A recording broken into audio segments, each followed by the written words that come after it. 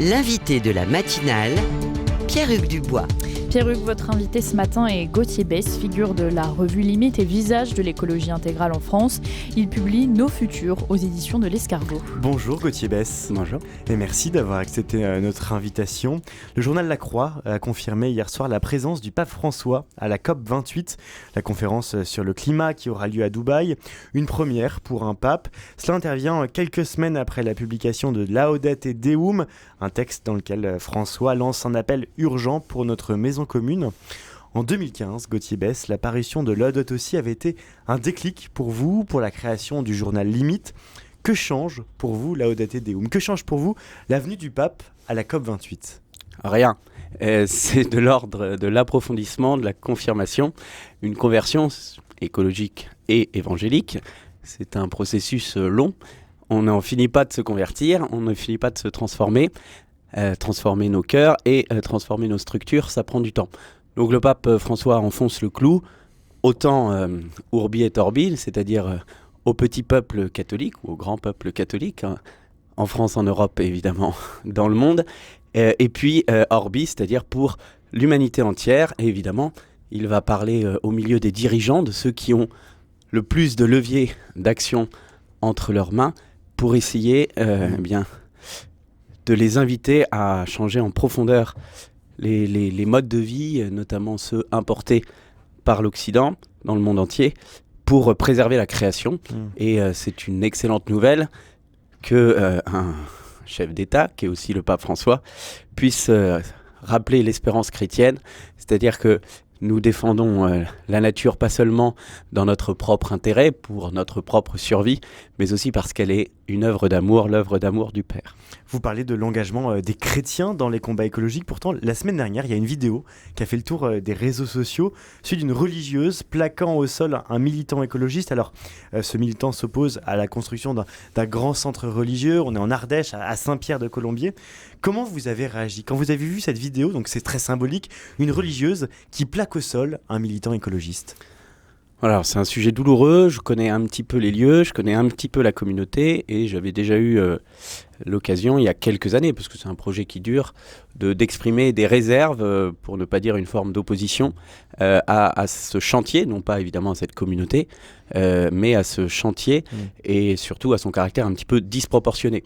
On parle d'un village de 400 habitants, d'une communauté certes dynamique et féconde, missionnaire. La famille missionnaire de Notre-Dame. Voilà, mais pour une église de plus de 3000 places, avec une grande capacité d'accueil, les grands parkings qui vont pour accompagner les autocars, et c'est surtout ce caractère disproportionné qui interroge.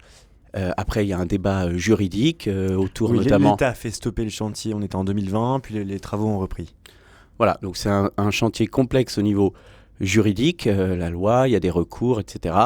C'est un chantier complexe au niveau ecclésial, puisque l'évêque est plutôt opposé à la construction de cette grande église, ainsi que le Vatican. Et puis, c'est un sujet douloureux, parce qu'évidemment, aux arguments écologiques, tout à fait audibles des opposants, s'ajoute une certaine opposition anticléricale, évidemment beaucoup plus problématique. Mais au-delà de ce chantier qui est évidemment effectivement très complexe, il y a quand même ce symbole d'une religieuse qui plaque un militant écolo. Est-ce à dire que l'écologie n'a pas encore été totalement infusée parmi les chrétiens ? Vous dites que vous avez fait une conversion écologique. Les autres chrétiens ont-ils fait une conversion écologique ? Il ne m'appartient pas de juger. Après, effectivement, relativement objectivement, on peut voir qu'il y a encore beaucoup d'opposition à l'idée que c'est une priorité, et notamment une priorité missionnaire. C'est-à-dire que pour moi, annoncer le Christ aujourd'hui, c'est être aux côtés de ceux qui défendent la création contre tous les projets d'artificialisation, de bétonisation. Pour vous, c'est intrinsèquement lié. De destruction du vivant. Je pense que si on veut faire la volonté du Père, on doit respecter la création dans toutes ses dimensions.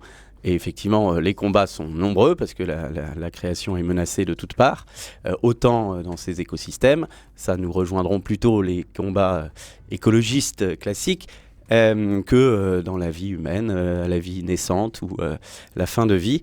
On voit bien aussi qu'il y a des menaces sur la dignité humaine de ce point de vue-là. Et donc l'écologie intégrale consiste à tout embrasser. Ça n'est pas facile, évidemment. Ça demande beaucoup de discernement. Mais en tout cas, il me semble impossible de voir aujourd'hui des religieux consacrés au Christ et serviteurs de la création défendre une pelleteuse plutôt qu'une espèce préservée, protégée, qui chante à sa manière la gloire de Dieu. Nous sommes avec Gauthier Besse, il publie Nos Futurs, c'est aux éditions de l'Escargot. Beaucoup de discernement, vous disiez, et des choix radicaux. Vous en avez fait un avec votre femme, vous avez aujourd'hui 4 enfants, et vous vivez dans un éco-hameau. Alors peut-être déjà expliquer rapidement ce que c'est qu'un éco-hameau. Alors, il y a plein de formes. Nous, l'éco-hameau qui se trouve dans le village de la Bénisson-Dieu, c'est une association qui regroupe des familles qui habitent dans le village. Donc nous sommes disséminés dans le village et nous essayons, par l'entraide, la solidarité, le soutien mutuel et la prière commune, de créer des structures qui soient au service du village, par exemple un petit marché de producteurs qui est né de notre collectif, mais qui maintenant évidemment est au service de tous ceux qui veulent bien s'en emparer. Et dans ce village, vous avez des voisins, vous écrivez, vous qui, nés au mi-temps du XXe, nous racontez souvent volontiers les souvenirs exotiques pour nous d'une France rustique et simple, que ne l'avez-vous défendu? Est-ce que vos voisins ont transmis dans ce village ce qui a fait leur mode de vie? Est-ce que vous ne le reprochez pas justement de ne pas l'avoir transmis?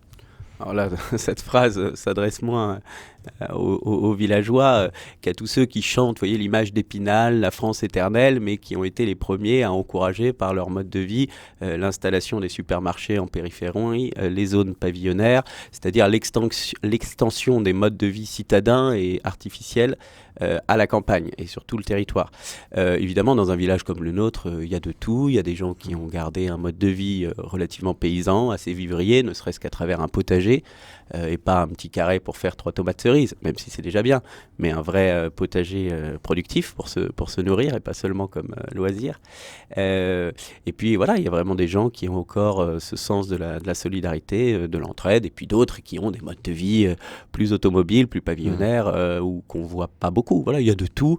Ce qui est sûr, en revanche, c'est que la campagne offre des ressources particulièrement intéressantes pour une vie de famille, et pour une vie plus paysanne, c'est plus facile d'avoir un petit peu de place, c'est plus facile d'avoir accès à un petit peu de terre pour élever des poules et cultiver des poireaux. Et puis par ailleurs pour nos enfants, parce que c'est vrai qu'on fait ça aussi parce qu'on pense que c'est bon pour des enfants de grandir au milieu des champs et des vaches plutôt qu'au milieu des klaxons. C'est une chance d'avoir un accès plus direct à la création, à une création encore à peu près vivante. Et donc, dans ce hameau de la Bénisson-Dieu, vous vivez donc dans un village, au milieu de personnes qui n'ont pas choisi que vous veniez d'ailleurs. Non. Et il y a quelques minutes, Théo Moy évoquait sur notre antenne le pari bénédictin, théorisé par Rob Dreher. Il s'agit pour les chrétiens d'effectuer une forme de communautarisme, de se rassembler entre eux face, je cite, c'est ce que dit Rob Dreher, au fléau de la modernité. Vous avez choisi, dites-vous dans ce livre, un pari cistercien. Quelle est la différence ? Alors, je parle de cisterciens parce que la Bénisson-Dieu est une abbaye fondée par Saint Bernard de Clairvaux au XIIe siècle, l'abbaye Notre-Dame de la Bénédiction de Dieu. Et bon, c'est un clin d'œil bien sûr à Rob Dreher avec un certain distinguo, et je le vois notamment dans le fait que nous habitons parmi non pas, c'est pas un habitat groupé et donc à part, nous habitons parmi nos contemporains et avec lesquels nous avons des relations plus ou moins faciles comme avec n'importe qui. Et ça, je trouve qu'il y a quelque chose d'assez prophétique dans à la fois un pas de côté qui n'est pas si radical que ça au sens où nous gardons pour la plupart d'entre nous nos métiers. Certains ont fait des conversions professionnelles par exemple, effectivement plus avancées. Par exemple, comme il arrive partout. En devenant viticulteur. Bon, pour ma part, je suis resté professeur, j'enseigne dans le lycée d'à côté. Je ne suis pas sûr d'avoir fait un bouleversement extrêmement radical. En revanche, effectivement, là encore une fois, c'est une conversion au long cours, un processus. Et je crois que les cisterciens, pourquoi je parle aussi de Cîteaux, par attachement personnel, mais aussi parce qu'effectivement, Saint Bernard et les cisterciens ont remis en avant la radicalité, pour le coup, de la règle de Saint Benoît, en revenant à une forme de pauvreté, de sobriété, simplicité qui nous parlent et qui convergent aujourd'hui, me semble-t-il, avec l'écologie intégrale. Mais Rob Dreher, donc celui qui théorisait ce pari bénédictin, donc le fait de se rassembler, vous lui opposez ce pari cistercien, même si on l'a compris, hein, c'est davantage pour le clin d'œil. Est-ce que vous craignez tout de même une forme de communautarisme, de repli communautaire, de se dire, voilà, on est chrétien dans un monde hostile, eh bien, il faut se replier sur soi-même avec les risques du communautarisme qu'on sait. Oui, il y a un risque d'une forme de séparatisme, mais je crois que par la vie chrétienne en paroisse, par exemple, nous y trouvons une réponse. La paroisse, ça reste d'abord une réalité géographique mêlée. Donc, évidemment, nous sommes aujourd'hui peu de chrétiens par rapport à la totalité de la population d'une paroisse. Et nous avons pour mission de vivre là où nous sommes, là où nous habitons, de porter du bon fruit en ayant les relations non seulement de bon voisinage, mais de solidarité et de fraternité. Et effectivement, nous essayons de multiplier les liens avec nos contemporains, et des liens qui soient constructifs, c'est-à-dire encore une fois qui se fondent sur des changements de vie, des transformations de structure, et effectivement de remplacer le monde du béton et du supermarché, pour faire simple, par un monde de terre vivante et de liens. Et vous voyez, un simple petit marché de producteurs, un simple groupement d'achats multiplie les liens tout en permettant une alimentation de meilleure qualité. Et c'est ça qui compte. L'écologie intégrale, c'est d'abord la qualité des relations avec soi-même, avec son propre corps, par exemple, qu'est-ce qu'on mange, avec les autres, bien sûr, quel lien ai-je, notamment économique, et puis d'amitié, et puis relation aussi, bien sûr, avec le Créateur, qui est la source de toute vie et de toute grâce. L'écologie intégrale, disiez-vous, ça nécessite une conversion au long cours, un processus lent. Pourtant, les militants écologistes aujourd'hui disent « il n'y a pas de planète B, il y a une urgence climatique », je vais y arriver. Est-ce qu'il y a une urgence telle que la conversion au long cours n'est pas possible ? Oui, il y a une urgence. Tous les indicateurs scientifiques nous le prouvent abondamment depuis plusieurs décennies, et j'essaye de répondre dans mon livre à la facilité du déni, à une espérance qui serait ravalée au rang d'optimisme. Alors ça n'a rien à voir, bien sûr. L'espérance implique la lucidité.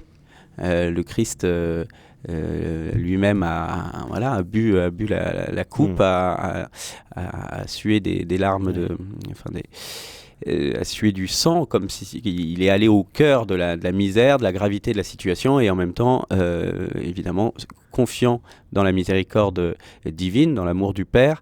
Et je crois que pour nous chrétiens, c'est très important de témoigner de ça auprès de nos contemporains tentés par la désespérance. Ce monde a un sens, c'est une œuvre d'amour, et il y a un salut. Dieu sauve, même si évidemment dans la misère de ce monde c'est pas toujours facile, mais ça c'est le rôle des chrétiens dans les luttes écologiques, d'apporter ce petit surcroît d'espérance et de sens. Nos futurs, c'est publié aux éditions L'Escargot. Merci beaucoup Gauthier Besse ce matin d'être passé par la matinale RCF.